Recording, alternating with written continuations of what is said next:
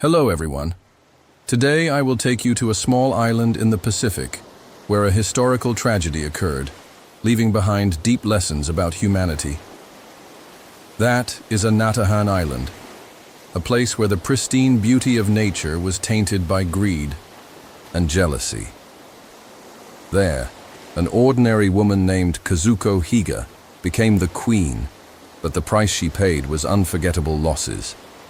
Have you ever wondered what happens when people are completely isolated, with no rules, no hope, and only one woman among dozens of men? This story takes place at the end of World War II, on Anatahan Island, a small island in the Mariana Archipelago. In 1944, a group of Japanese soldiers became stranded there after an attack by the Allied forces. They did not know that Japan had surrendered in 1945, and for 7 long years, they lived in the illusion of waiting to be rescued, a day that never came. But everything changed when Kazuko Higa, a woman living on the island with her husband, became the center of a struggle. Her husband mysteriously disappeared, leaving her alone among 30 men, soldiers who were exhausted, hungry, and losing their sanity. Kazuko Higa, known as the Queen of Anatahan, was unintentionally caught in a whirlpool of jealousy and violence. How could such a small island, once a sanctuary, turn into a stage for such a horrific tragedy?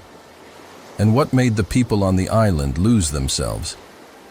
Let's walk through this story, step by step, to uncover the mysteries and lessons from this unforgettable island.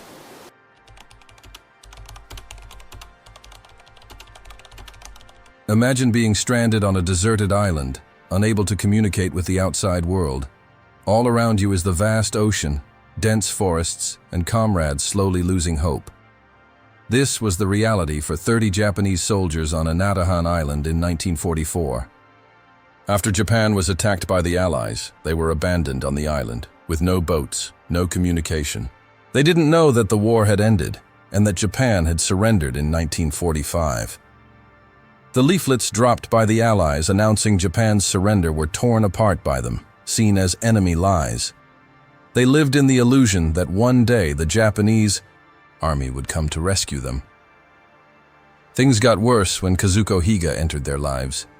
Kazuko had been living on the island with her husband, working on a coconut plantation. But one day, her husband mysteriously disappeared, leaving her alone among the men. The soldiers, exhausted from hunger and isolation, began to view Kazuko as a symbol, a queen on the deserted island. At first, they admired her, seeing her as a glimmer of hope in their dark days. Hiroshi, the leader of the group, often brought her the little food he could find, hoping to protect her as a symbol of life. Yuto, a younger soldier, often told her stories about his family in Japan, comforting both of them. Another soldier, Kenta, an older man who had been a blacksmith before the war, would often carve small wooden trinkets to give Kazuko, trying to keep their spirits up. But not everyone had good intentions. Kenji, an ambitious young soldier, saw her as a trophy to possess, a way to assert his power. Another soldier, Riku, shy and introverted, became obsessed with Kazuko, often watching her from a distance with a lustful gaze. The group of soldiers split into smaller factions. Hiroshi's group wanted to protect Kazuko, Kenji's group wanted to possess her, and Yuto and Shinji's group initially tried to maintain peace, but were eventually sucked into the spiral of violence. Internal conflicts erupted. Kenji, with his bloodshot eyes, killed a comrade in Hiroshi's group simply because Kazuko had accidentally given that man a look. Another soldier, in a crazed frenzy, smashed the head of an opponent with a rock right in front of her, blood spilling onto the white sand. Shouts, violent brawls, and eyes filled with hatred turned the island into a merciless battlefield. For 7 years, Anatahan Island became a chaotic society without laws or ethics. More than half of the men died. Some were killed in the Ifo struggles.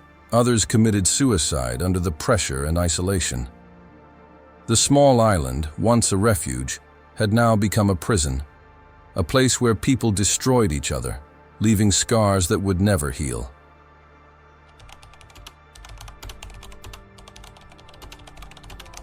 Amid all the chaos, there stood one woman at the center, Kazuko Higa. She was an ordinary Japanese woman, without power or weapons, but became the queen on Anatahan Island. Kazuko did not choose this role. She was just a wife, a woman living on the island with her husband, working on the coconut plantation. But when her husband disappeared, she was thrust into a survival struggle, where she was both a symbol of power and a victim of greed and jealousy. Kazuko was a strong woman, but she was also full of contradictions. In the first year, she felt the admiration of the soldiers. Hiroshi, with his dedication, made her feel safe, as though he were a protective older brother in the storm. Yuto, with his stories about family, brought her some joy in the lonely days. Kenta, with the small wooden items he carved, reminded her of the peaceful days before the war. But as jealousy began to erupt in the second year, everything changed. Kazuko realized that Hiroshi's protection could not stop the desires of Kenji and the others. She felt torn between gratitude to Hiroshi and fear of the lustful looks from Kenji and Riku. By the third year, when violence erupted, she became a shadow of herself. Witnessing Kenji kill a comrade just for a glance from her, her heart seemed to stop. She trembled, tears rolling down her cheeks, but she didn't dare make a sound. When another soldier smashed an opponent's skull with a rock right in front of her, she felt like she was dying as well. "I am the cause of all this," she told herself, but she couldn't do anything to stop it. Her relationship with Yuto also changed. From a comforting friend, he became distant, drawn into the violence of Kenji's group. In 1951, after 7 long years, Kazuko was rescued. One early morning, while sitting on the beach staring at the horizon with empty eyes, she saw a small light in the distance. It was the light from a rescue ship, like a lighthouse in the endless darkness.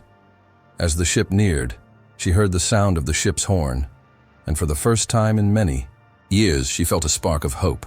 The soldiers on the ship found her and took her away from that hellish island. When she returned to Japan, Kazuko tried to rebuild her life, but the painful memories never left her.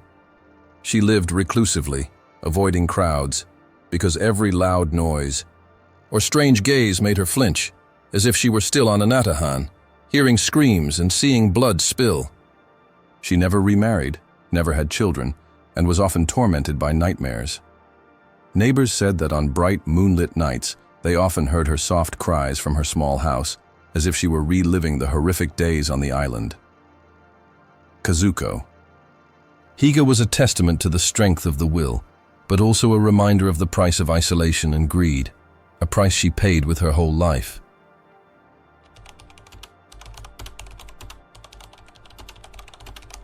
Why did such a small island become the stage for a horrific tragedy? To understand this, we must look deeply into both external and internal causes that pushed the people on Anatahan Island to the brink of decay. First, there was the isolation. After World War II, Japan surrendered, but the soldiers didn't receive the information. They were completely cut off from the outside world, without radios, boats, or any signs from the mainland. The leaflets dropped by the Allies announcing Japan's surrender were torn apart, as they were considered enemy tricks, and they continued living in the illusion that Japan was still fighting. This isolation, combined with hunger, thirst, and deprivation, caused their mental states to deteriorate. But the biggest cause lay within the people themselves. A single woman among 30 men. This imbalance sparked a brutal, jealousy-driven battle. With no rules, no leadership, the small society on the island descended into chaos. Kazuko became the prize everyone wanted to claim, and greed turned comrades into enemies. The tragedy on Anatahan Island was not just the result of harsh conditions, but also a testament to the weakness of humans when faced with despair. When there are no rules, no morals, and no hope, people can easily lose themselves. That island was not just a forgotten place, but a mirror reflecting the darkest sides of human nature.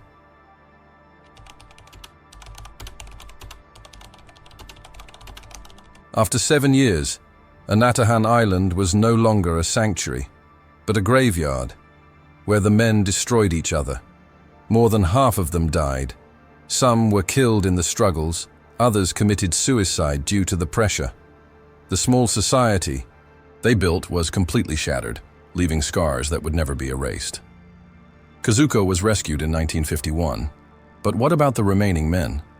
Hiroshi, once the leader of the group, became silent and lived alone in a cave. He often sat there, staring at the sea, haunted by the comrades he had witnessed die. Taro, who had killed a comrade out of jealousy, could never forgive himself. He lived in regret, and a few years later, he took his own life by jumping into the sea from a cliff. Shinji, another soldier, went mad, continuously mumbling about the queen and the days gone by, until he died in solitude. Yuto, once Hiroshi's close friend and the one who comforted Kazuko, became violent and lived like a predator, hunting animals on the island to survive. But his eyes were always vacant, as if his soul had left his body. Kenta, the older blacksmith, couldn't bear the surrounding brutality and gradually withdrew into silence, eventually dying from exhaustion during a storm. Riku, who had been obsessed with Kazuko, became delusional, believing she was still watching him even after she left the island, and eventually took his own life by jumping into the sea. The remaining men refused to leave the island, still clinging to the illusion of being rescued by the Japanese army. The story of Anatahan Island spread across the world and became the subject of the film The Saga of Anatahan by director Joseph von Sternberg. This story became a symbol of the degradation of humanity in harsh circumstances. It reminds us that when greed and jealousy take over, no one truly wins. Anatahan Island was not just a historical tragedy, but also a cautionary tale for all of us. A reminder that without morality and unity, people can lead themselves into unimaginable tragedies.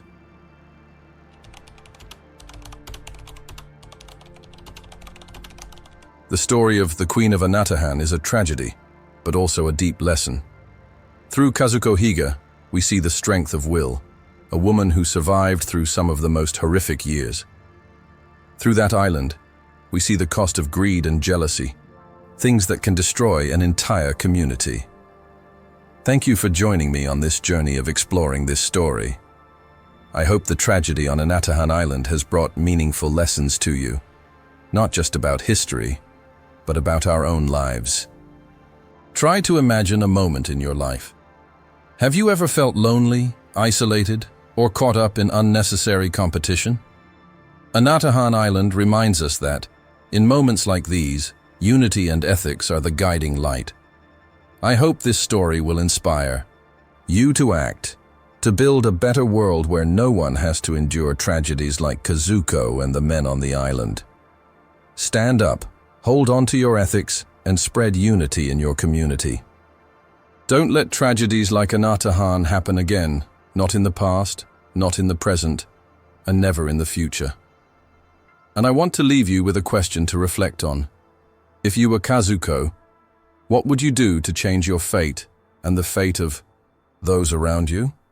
If you find this video meaningful, please like, subscribe, and share it so more people can learn about this story. See you in the next videos, where we will continue to explore inspiring stories. Goodbye, and see you soon.